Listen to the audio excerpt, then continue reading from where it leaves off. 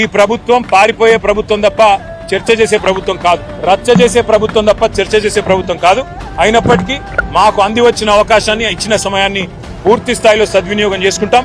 అన్ని అంశాల్లో కూడా ప్రభుత్వాన్ని తప్పకుండా కార్నర్ చేస్తాం.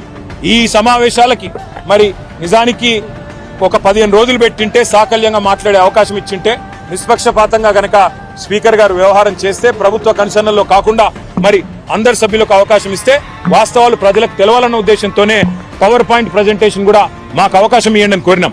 ఇరిగేషన్ విషయంలో కేసీఆర్ ప్రభుత్వం చేసిందేంది, వ్యవసాయ విస్తరణ కేసీఆర్ ప్రభుత్వంలో ఎట్లా జరిగింది, 14వ స్థానంలో ఉన్న తెలంగాణ భారతదేశంలోనే వ్యవసాయ దిగుబడుల్లో అగ్రభాగానికి ఎట్లా వచ్చింది, ఇవన్నీ కూడా చెప్తాం. ప్రపంచంలోనే అతిపెద్ద లిఫ్ట్ ఇరిగేషన్ ప్రాజెక్టు కాళేశ్వరం.